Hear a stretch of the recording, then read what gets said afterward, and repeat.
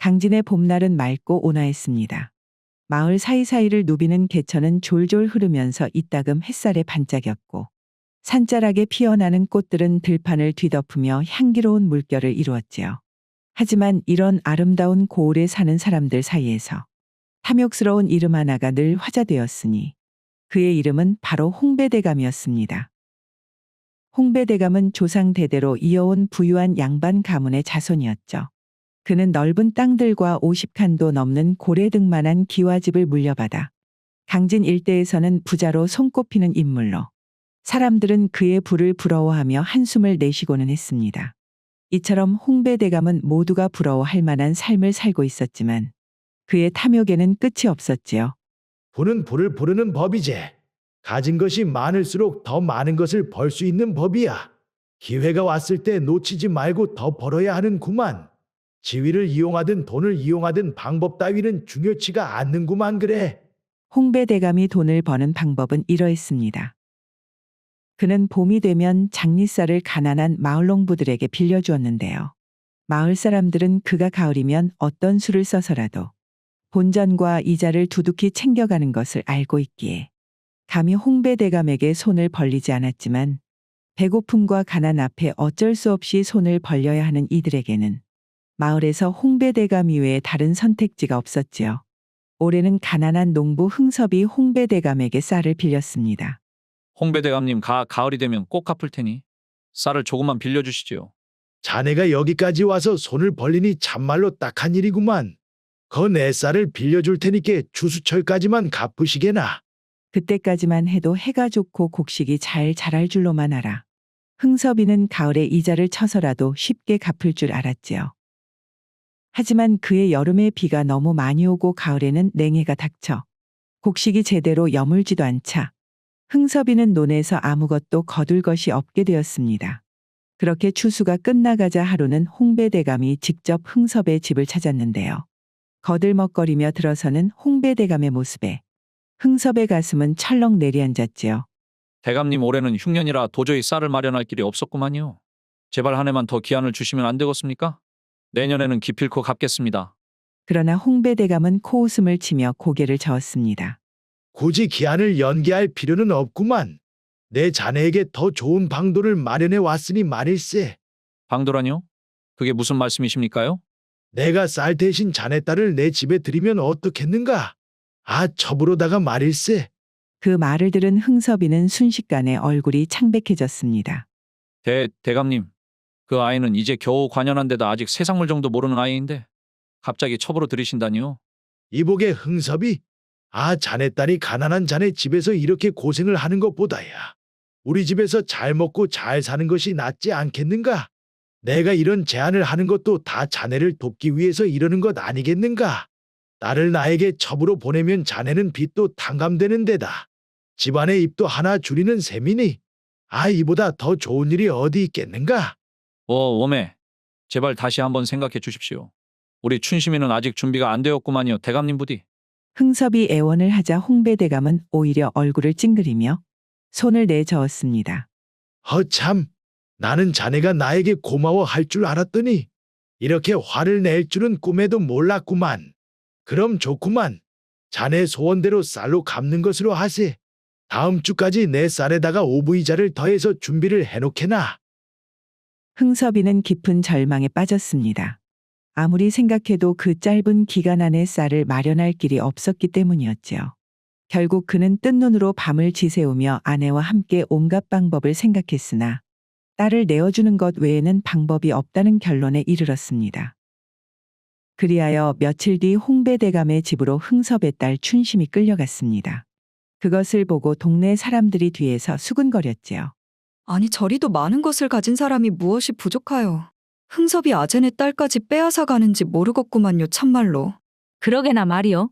세상에 죽어서도 저 재물을 가지고 갈 것도 아닌데 대체 왜 저리도 더 가지려 하는지 모르겠구만. 그러나 마을 사람들은 정작 홍배대감 앞에서는 입을 닫을 수밖에 없었는데 홍배대감이 고을 원님과 끈끈한 관계를 유지하고 있었기에 사람들은 누구 하나 홍배대감 앞에서 감히 나서지 못하고 서로의 눈치를 보며 속으로만 원망을 삼킬 수밖에 없었지요. 홍배대감은 원래부터 욕심이 많은 사람이기는 했으나 그가 이렇게 본격적으로 눈을 불을 켜고 돈에 집착하게 된 계기가 있었는데요. 그것은 바로 10여 년 전 강진 저작거리에 사주와 관상을 보는데 능통한 박처사가 찾아왔을 때부터였습니다. 마을 이곳저곳에 박처사의 명성이 퍼지자 홍배대감도 호기심을 가지고 그를 찾아가 마주 앉았지요. 이보게, 자네가 이 강진 일대에서 소문이 날 정도로 사주를 잘 본다더니 어디 내 운명도 한번 살펴보게나. 복채야 내 듬뿍 줄 테니까 걱정하지 말고. 박처사는 홍배대감의 얼굴을 찬찬히 살폈습니다. 이마의 주름, 눈꼬리의 기운, 손끝까지 유심히 살피며 긴 한숨을 내쉬고는 천천히 말을 하였지요. 대감님, 관상을 보아하니 아주 재물운이 강하구만이요. 허허, 그럼 내가 오래오래 부자로 살 팔자라는 말인가? 대감님, 그게 다가 아닙니다. 앞으로 사람들에게 더 많이 베풀지 않는다면 10년 뒤에 모든 재산을 잃을 수 있는 운명이 보입니다. 특히 가난한 이들을 수탈하고 남의 고통을 외면하는 삶을 계속 산다면 더더욱 큰 화를 면하기 어려울 것 같습니다. 이 말을 들은 홍배대감의 얼굴이 순식간에 일그러졌습니다. 처음에는 박처사가 그저 농담으로 한 말이겠거니 하며 넘기려 했지만 박처사의 목소리에 확신이 담겨 있는 것을 확인하고는 홍배대감은 이내 눈에 불을 켜고 목소리를 높였지요. 뭐라? 10년 뒤에 내가 재산을 잃는다고? 이 돌팔이 같은 자가 내 앞에서 그런 소리를 하다니. 내 놈 말대로라면 10년 뒤에 내가 거지가 된다는 말인가? 만약 내가 10년 뒤에도 이대로 잘 살고 있다면 자네는 죽어서도 돌팔이라는 오명을 벗지 못할 것이야. 대감님, 저의 말이 마음에 들지 않더라도 세월이 지나면 진실을 알게 될 것입니다. 부디 가난한 이들을 돌보고 베푸는 마음을 가지시길 바랍니다. 홍배대감은 그 말을 끝까지 듣지 않고 박차고 일어난 후 주변 사람들을 향해 비웃음을 터뜨리며 소리쳤지요. 여기 있는 여러분도 다 들었는가? 여러분들이 떠받드는 이 박처사라는 자가 10년 뒤에 내가 빈털터리가 된다는 구만. 만약 10년 후에도 내가 재산을 잃지 않는다면 이 자는 천하의 사기꾼으로 남을 것이니 모두들 똑똑히 기억하게나. 홍배대감은 박처사에게 복채도 주지 않은 채 거들먹거리며 자리를 떠났습니다. 그리고 그날 이후 거의 10여 년이 지난 지금 오늘에 이르기까지 홍배대감은 마치 박처사의 예언을 피하려는 듯 미친 듯이 재물에 집착하는 사람이 된 것이었지요. 최근 얼마 전부터 홍배대감의 집에 낯선 인물이 드나들기 시작했습니다. 그는 바로 강진 일대에서 이름난 거어간꾼 진수였지요.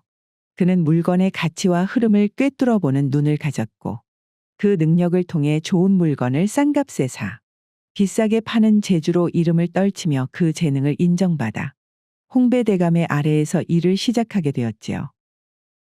진수는 기회를 엿보며 홍배대감의 신뢰를 쌓기 위해 애를 썼고 마침내 홍배대감과 독대를 요청할 만큼 가까워졌습니다.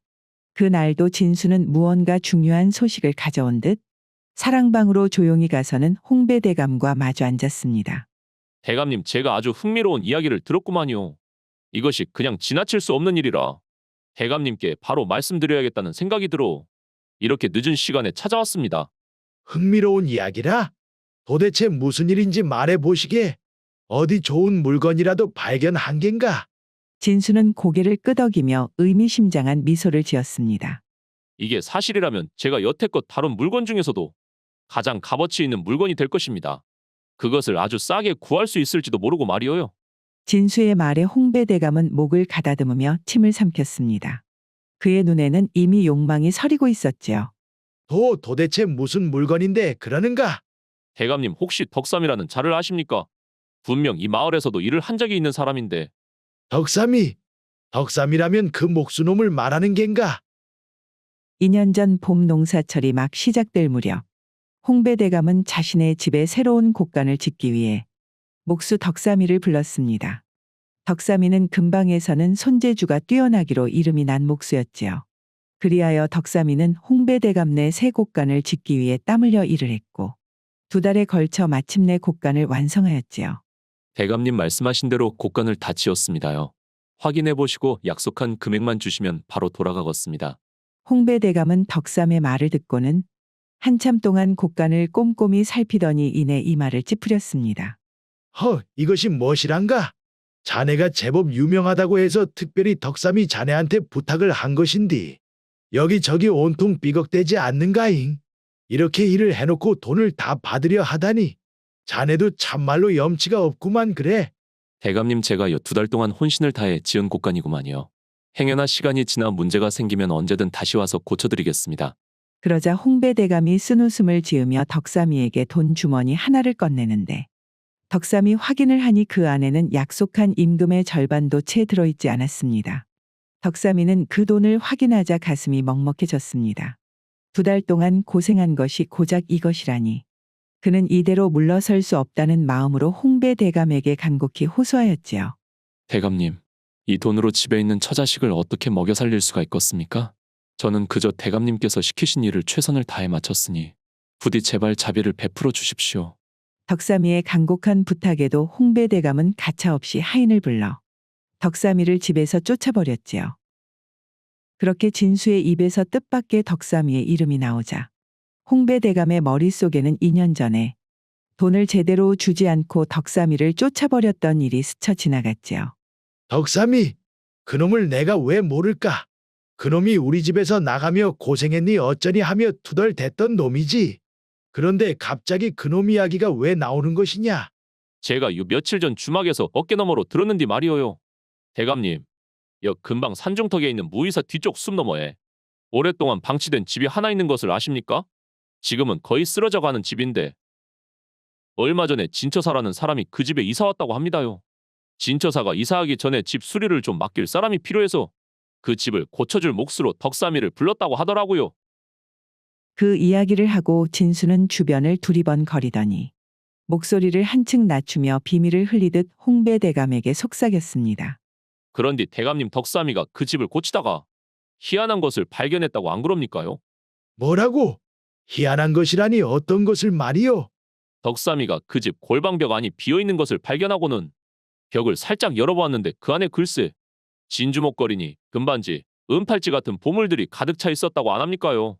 그리고는 진처사 눈치를 보고는 얼른 벽을 다시 닫아버렸다더군요. 어찌나 깜짝 놀랐던지 감히 그걸 꺼낼 생각도 못하고 조용히 덮어뒀나 봅니다. 그래?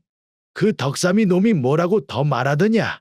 그 뒤로 망치를 들고 집안 구석구석을 두드려봤답니다. 혹시 다른 곳에도 뭐가 있을지 궁금했던 거겠지요. 그랬더니 다른 곳에서는 뭐가 더 나온 것이냐?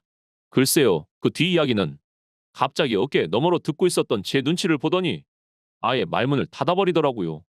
이 말을 들은 홍배 대감의 가슴은 설렘과 탐욕으로 요동쳤습니다. 그는 이미 머릿속으로 그 집에 있는 보물들을 자신의 것으로 만들 생각을 하고 있었지요. 진수야, 딱 들어보니 이것이 보통 일이 아닌 것 같구나. 이번 일만 잘 되면 내 너에게도 한 몫을 제대로 챙겨줄 테니 너가 그 집에 대해 좀 더 알아봐주면 안 되겠냐? 어르신께서 그렇게 말씀하시니 제가 내일 날이 밝는 대로 한번 움직여 보겠습니다. 다음 날 새벽, 진수는 홍배 대감의 부탁을 받들어 그 집의 내력을 파헤치기 위해 무의사로 향했습니다. 그리고 홍배 대감은 하루 종일 진수의 소식만을 기다리며 안절부절 하지 못한 채 사랑채에 머물렀지요. 그는 사람의 발걸음 소리가 느껴질 때마다 창문을 통해 대문 쪽을 바라보며 초조한 마음을 감추지 못했고 밥상도 물린 채 그저 하루 종일 진수만을 기다렸습니다. 해가 저물 무렵 마침내 진수가 홍배 대감의 집을 돌아와 빠른 걸음으로 사랑채로 들어섰고 홍배 대감은 진수가 자리에 앉기도 전에 다급하게 집에 대해 물었습니다. 그래, 진수야. 그 집에 대해 알아온 것이 있냐잉? 진수는 홍배 대감의 초조한 눈빛을 바라보며 의미심장한 미소를 지었습니다. 대감님, 오늘 제가 무의사에 가서 몇몇 스님께 직접 여쭤보았습니다. 그래. 스님께서 뭐라고 하시더냐? 스님께서 하시는 말씀이 그 숲속이 본디 산적들이 모여 살던 자리였다고 하더라고요. 예전에는 여러 집들이 있었으나 지금은 집터만 있고 딱 그 집 하나만 남았다고 합니다. 그런데 대감님, 그 스님 말씀으로는 남아있는 그 집이 바로 산적배 두목의 집이었다고 하십니다요. 산적 두목의 집이라면 그 안에 이거야 보물이 없는 것이 오히려 이상할 정도 아닌가? 누구냐 그 목수 녀석. 덕삼이가 했던 말이 거짓말이 아니었구만. 그렇지요. 그래서 제가 생각을 해보았는데 차라리 어르신께서 그 집을 통째로 사버리시는 것이 어떻습니까? 아, 그러면 그 집안에 있는 보물은 전부 어르신 것이 되는 셈 아닙니까? 홍배대감은 팔짱을 끼고 잠시 생각에 잠겼습니다. 좋구만. 진수 자네 말이요. 내일 나랑 같이 그 집을 한번 찾아가 보자고. 아, 직접 내 눈으로 확인도 하고 진처사라는 사람도 내 한번 만나봐야겠구만. 만약 정말 그 집에 보물이 있다면 이것은 절대 놓쳐서는 안 될 기회구만. 그날 밤 홍배대감은 한숨도 잠을 이루지 못했습니다. 만약 그 집에 산적두목의 보물이 숨겨져 있다면 그것은 그의 인생에 분명히 또 한 번의 큰 기회가 될 것이라고 생각을 했지요. 그렇게 홍배대감은 잠자리에 누운 채 내일이 오기만을 기다리며 조바심 속에서 한참을 뒤척였습니다. 다음 날 아침 홍배대감과 진수는 숲속에 있는 진처사의 집을 찾아 나섰습니다.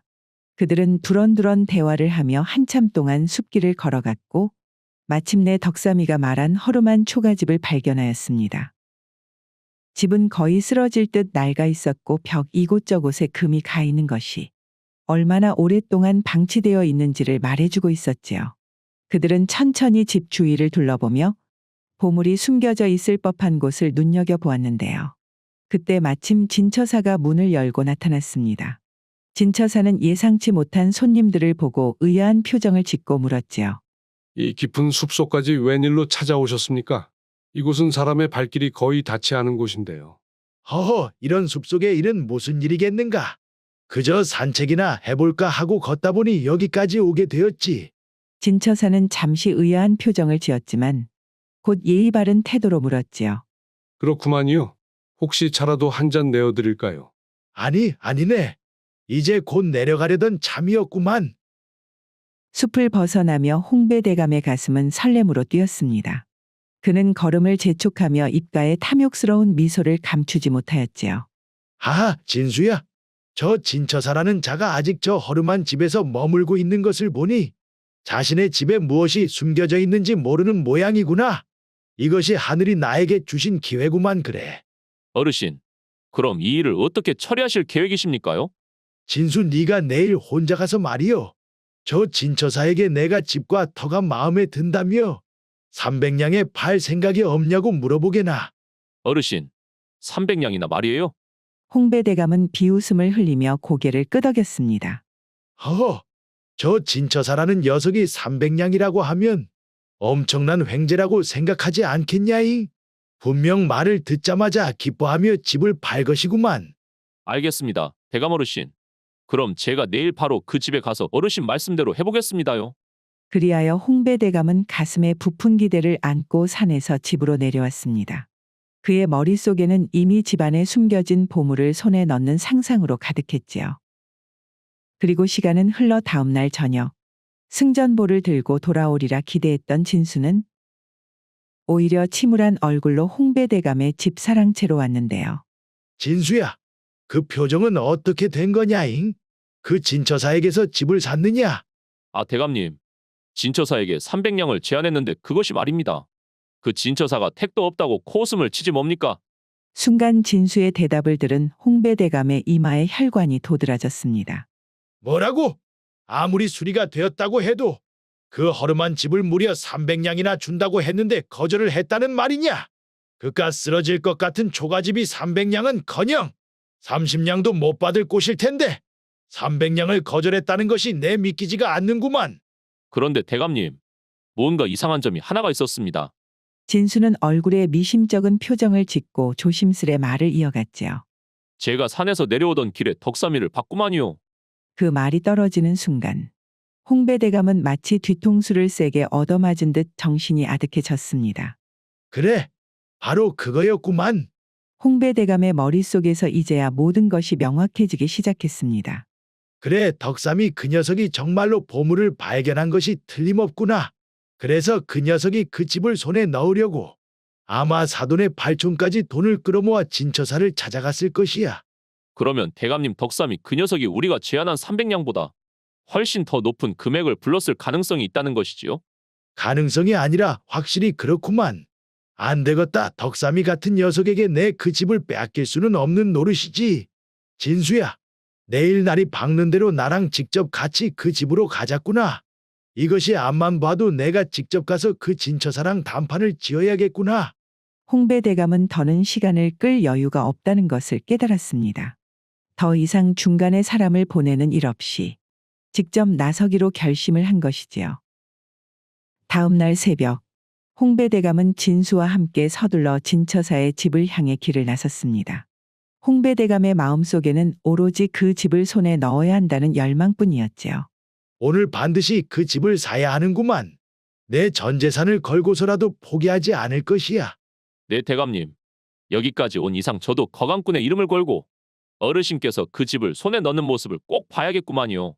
두 사람은 무이사를 지나 숲속 깊은 곳에 자리한 초가집에 도착을 했습니다. 그들이 다 쓰러져가는 집 앞에 서자 진처사가 문을 열고 모습을 내었고 홍배대감은 그를 보자마자 지체 없이 입을 열었지요. 300냥이 부족하다고? 그러면 500냥. 500냥은 어떠한가? 내 이 집을 500냥에 사겠네. 그러나 진처사는 담담한 표정으로 고개를 저으며 코웃음을 쳤지요. 헉, 대감님 그런 돈으로는 택도 없습니다. 진처사의 반응을 본 홍배대감은 이를 악물며 금액을 점점 올렸습니다. 그럼 700냥은 어떤가? 그리 말씀하셔도 마음이 동하지 않구만요. 1000냥. 아니 내 2000냥 주겠네. 2000냥이라는 거금에도 진처사는 손을 내저으며 고개를 저었지요. 홍배대감의 속은 더욱더 타들어갔고 결국 참을 수 없는 듯 소리를 쳤습니다. 그럼 3000냥. 3000냥에 이 집을 팔게. 어떤가? 이 금액은 거절을 하지 못하겠지. 3000냥이란 말에 진수의 눈은 휘둥그레졌습니다. 3000냥은 홍배대감 재산의 절반에 달하는 금액이었으며 홍배대감이 지금 살고 있는 대저택을 두 채나 사고도 남을 금액이었기 때문이었지요. 3000냥이라는 말을 듣고 진처사는 잠시 눈을 감고 생각에 잠기더니 마침내 천천히 고개를 끄덕였습니다. 이곳은 풍수상 아주 좋은 자리입니다. 저는 이 집에서 죽을 때까지 삶의 이치를 깨닫고자 주역을 공부하면서 지내려 했던 것이었지요. 그런데 대감님께서 이 집을 손에 넣으려는 마음이 그리 강하시니 세상의 이치를 공부하는 자로서 더 이상 고집을 피우는 것도 도리가 아닌 것 같구만요. 3000냥에 팔겠습니다. 진처사는 미소를 지으며 두 사람과 함께 홍배대감의 집으로 내려갔습니다. 그는 홍배대감의 집에서 계약을 마치고는 돈이 받더니 차분한 태도로 작별을 고하고는 홍배대감 집을 나섰습니다. 이제 모든 것이 내 것이 되었구만. 그래, 이렇게 일이 풀려야지. 축하드립니다, 대감님. 이제 그 집과 그 안에 숨겨진 모든 것이 대감님 소유가 되었으니 덕삼이도 더 이상 어찌할 도리가 없을 겁니다요. 홍배대감은 마침내 집을 손에 넣었다는 기쁨에 빠져 탐욕스러운 웃음을 감추지 못했습니다. 그리고 집을 손에 넣은 홍배대감은 한순간도 지체하지 않았지요. 그는 곧바로 목수들을 불러 그 집으로 향하였습니다. 마음속에 가득 찬 기대는 홍배대감을 더없이 초조하게 만들었고 목수들과 함께 숲속의 집에 도착한 홍배대감은 단호하게 명령을 내렸습니다. 이 집을 모조리 해체하거라. 벽도 바닥도 남김없이 뜯어야 한다. 그리고는 홍배대감은 혹시라도 목수들이 보물을 발견하면 숨기기라도 할까봐 목수들이 작업하는 내내 그들의 곁을 떠나지 않고 매의 눈으로 감시를 했습니다. 시간이 흐르고 목수들은 집의 바닥을 하나하나 뜯어내기 시작했지요. 낡은 나무 조각들이 부서질 때마다 홍배대감은 눈을 번쩍이며 보물이 나오기를 기대했습니다. 그렇게 목수들이 마지막 벽까지 모두 무너뜨리고 먼지가 자욱하게 피어올랐는데요. 이것이 무엇이란 말인가? 분명 이 안에 금은 보화가 가득해야 하는데 이것이 3000냥의 가치란 말인가? 홍배대감이 그곳에서 발견한 것은 겨우 몇 개의 사기 그릇과 빛이 바랜 황동반지 하나뿐이었습니다. 그것을 본 홍배대감은 두 손으로 얼굴을 감싸며 그 자리에서 그만 주저앉고 말았지요. 집으로 돌아온 홍배대감은 얼굴이 새파랗게 질린 채 울분을 억누르지 못했습니다. 그는 사랑채로 들어서자마자 하인을 불러 거친 목소리로 명령을 내렸지요. 어서 진수를 찾아와라. 당장 마을을 뒤져서 그놈을 끌고 오란 말이다. 하인은 놀라며 허둥지둥 밖으로 달려나갔습니다. 홍배대감은 손으로 땀에 젖은 이마를 훔쳐내고는 초조하게 사랑방안을 서성였지요. 그리고 시간은 흘러 하인은 허탈한 얼굴로 돌아왔는데요. 대감님, 그 진수라는 자가 마을 어디에서도 보이지 않습니다. 그가 머물던 방은 흔적도 없이 치워져 있었고 주변 사람들도 그가 어디로 갔는지 아는 이가 없다고 합니다요. 홍배대감은 하인의 말을 듣고는 잠시 넋이 나간 사람처럼 멍하니 서 있었습니다. 그리고 그제서야 머릿속에서 10여 년 전 박처사의 사주가 떠올랐지요. 앞으로 사람들에게 더 많이 베풀지 않는다면 10년 뒤에 모든 재산을 잃을 수 있는 운명이 보입니다. 그 말을 들었을 때 당시 그는 박처사를 비웃으며 모욕을 했던 기억이 머릿속을 스쳐갔습니다. 그리고 홍배대감은 다시 마음을 다잡고는 오기에 가득한 다짐을 되뇌었는데요. 삼천냥. 그래, 삼천냥은 나로서도 엄청나게 큰 거금이기는 하지만 모든 것을 잃은 것은 아니지. 내 비록 삼천냥을 잃기는 했지만 돈이란 다시 불리면 되는 법 아니던가. 자네가 틀렸네, 박처사야. 내가 이렇게 쉽게 무너질 리가 없구만. 그런 돌팔이 같은 사주에 내가 굴복이라도 할 줄 알았는가? 비록 진수와 보물 그리고 삼천냥은 잃었지만 홍배대감의 탐욕은 조금도 꺾이지 않았습니다. 홍배대감이 삼천냥이라는 거금을 잃고 분노와 허탈함에 몸부림치고 있을 무렵 전주의 한 기방에서는 승리를 자축하는 술잔이 오고 가고 있었습니다. 참, 진처사님. 처음에 덕삼이가 이 계획을 말했을 땐 믿기 어려웠습니다요. 설마 진처사님 같은 분께서 이런 일을 직접 꾸미셨을 줄이야. 덕삼이는 홍배 대감에게 원한이 있으니 당연히 참여하겠다 싶었고 저야 덕삼이가 큰 돈을 벌게 해주겠다 하니 따랐지만 그런데 말입니다. 애초에 진처사님께서는 왜 이 일을 꾸미신 겁니까? 홍배 대감과 무슨 원한이라도 있으셨던 겁니까요? 진처사는 쓴웃음을 지으며 술잔을 들어 천천히 입에 가져갔습니다. 그는 술을 한 모금 넘기고서는 조용히 이야기를 시작했지요. 자네들 혹시 박처사란 분을 기억하나? 예전에 강진 일대에서 관상을 보시던 분 말이야. 덕삼과 진수는 의아한 표정으로 서로의 얼굴을 잠시 쳐다보고는 고개를 끄덕이며 대답했지요. 박처사님이라 저도 그분의 이야기는 들었습니다. 진처사는 의미심장한 미소를 지으며 술잔을 다시 들었습니다. 그렇지. 그분이 바로 나의 스승님이시네. 우리 스승님께서는 홍배 대감에게 경고하셨지만 그 대감놈이 그 말씀을 듣지 않고는 오히려 스승님을 돌팔이로 몰아세우지 않았는가. 바로 그 10년의 시간이 곧 끝난다네. 만약 홍배 대감이 계속 승승장구한다면 스승님께서는 세상 사람들에게 돌팔이로 남을 수밖에 없을 것 아닌가. 그것이 바로 나의 명분이었구만. 그렇다면 이 일의 명분은 충분하구만요. 하긴 저도 홍배 대감에게 당한 원한이 있으니 이 계획을 처음 들었을 때 2번 생각할 것도 없었지요. 하지만 말입니다. 덕삼이는 잠시 고민하듯 눈살을 찌푸리며 진처사에게 물었습니다. 그런데 박처사님께서 10여 년 전에 말씀하신 대로라면 홍배 대감이 모든 재산을 잃게 될 운명이라고 하지 않았습니까? 물론 삼천냥은 큰 돈이긴 하지만 그게 그 대감의 전 재산은 아니지 않습니까요? 진수도 동조하듯 고개를 끄덕였지요. 맞구만요.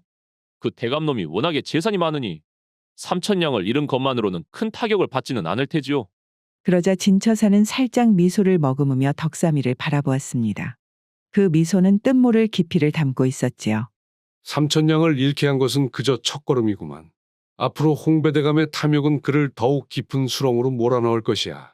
우리는 그저 작은 불씨만 던졌을 뿐이고 이제 그 불씨가 어떻게 타오를지는 대감의 탐욕과 집착이 결정하겠지. 스승님께서 이야기하신 10년이 되는 날이 이제 곧 다가오니 이제 남은 것은 시간의 문제일 뿐이구만. 그들은 밤이 깊도록 잔을 부딪히며 이야기를 나누었습니다. 그리고 진처사가 말한 대로 그들이 던진 작은 불씨는 서서히 타오르고 있었지요. 시간은 석 달이 흘러 그날 아침이 다가왔습니다. 바로 홍배 대감이 박처사에게 사주를 본 지 정확히 10년이 되는 날 말이지요. 이날 홍배 대감은 잠자리에서 깨어난 순간부터 기분이 묘하게 뒤틀리는 것을 느꼈습니다. 그리고 나쁜 예감은 항상 틀리는 법이 없듯이 아침이 지나고 홍배 대감의 집에 급하게 포졸이 달려와서 홍배 대감을 찾았는데요. 대감님, 원님께서 돌아가셨습니다. 홍배 대감은 그 말을 듣는 순간 심장이 내려앉는 듯한 충격을 받았습니다. 뭐라고, 그게 도대체 무슨 소리냐? 원님이 돌아가셨다니? 며칠 전부터 원님께서 장기침을 하며 시름시름 앓으셨습니다요. 병이 깊지 않을 거라 생각을 했었는데 아, 글쎄 오늘 아침에 방 안에서 그대로 숨을 거두신 채 발견이 되었구만요. 아무도 눈치채지 못한 사이에 눈도 뜨지 못한 채 떠나셨습니다. 홍배 대감은 순간 얼어붙은 듯한 기분에 사로잡혔습니다. 고을 원님은 그의 오랜 버시자 든든한 후원자였지요. 홍배 대감은 원님이 든든한 뒷배가 되어 주었기에 마을 사람들의 불만도 두려워하지 않고 탐욕스럽게 재산을 불릴 수 있었는데 원님의 갑작스러운 죽음은 홍배 대감의 발밑에서 견고해 보이던 기반이 무너지는 소리와도 같았습니다. 근 석 달 동안 홍배 대감은 잃어버린 3,000냥을 복구하기 위해서 전에 없이 더욱 잔혹하고 교활한 방법으로 마을 사람들을 수탈했었는데요. 그러나 원님의 자리가 공석이 된 지금 더 이상 마을 사람들은 침묵하지 않았지요. 그리하여 마을 곳곳에서는 사람들이 들고 일어났습니다. 서슬퍼런 분노로 가득 찬 군중은 점점 모여 홍배 대감의 집으로 향했고 이들의 선두에는 딸을 홍배 대감에게 빼앗겼던 흥섭이가 서 있었지요. 흥섭이의 눈에는 복수의 불길이 타오르고 있었습니다. 오늘 아주 이 집을 불태워버리고 우리를 짓밟은 홍배대감을 심판합시다, 여러분. 홍배 대감은 집 안에서 허둥대며 문을 걸어 잠궜지만 그건 아무 소용이 없다는 것을 금방 깨달았습니다. 사람들은 문을 부수고 담을 넘으며 그의 집 안으로 쏟아져 들어왔지요. 그리고 그들은 집안을 샅샅이 뒤지며 홍배 대감이 숨겨둔 치부책과 재산 기록을 모두 찾아내고는 마당에 모은 후에 불로 태워버렸습니다. 이 장부가 그동안 우리의 피와 눈물의 기록입니다. 이제 이 장부들이 전부 사라졌으니 다음은 우리들의 고열을 짜내 지은 이 집 차례구만요. 그들은 홍배 대감의 기와집에도 불을 지르기 시작했고 불길은 곧 하늘을 향해 치솟았습니다. 집은 순식간에 불길에 휩싸여 폐허로 변했고 홍배 대감이 평생에 걸쳐 쌓아 올린 모든 것이 한순간에 재로 변해버렸지요. 그렇게 홍배 대감이 지난 10년 동안 두려워했던 박처사의 사주는 정확히 들어맞았습니다. 10년 전 그가 경고했던 대로 홍배 대감은 모든 것을 잃고 홀로 남겨진 신세가 되었지요. 이럴 수가 내 모든 것이 이렇게 사라지다니. 내가 평생을 모은 것들이 이렇게나 허망하게. 그날 밤 불길이 꺼진 폐허 위에 홀로 남은 홍배 대감은 날이 밝아 올 때까지 울음을 멈추지 못했습니다. 재산도 명예도 모두 잃은 그는 텅 빈 허상만을 부여잡은 채 밤새 홀로 울었지요. 그의 울음소리는 깊은 밤 숲속의 바람과 뒤섞여 더없이 쓸쓸하게 고울을 떠돌았습니다.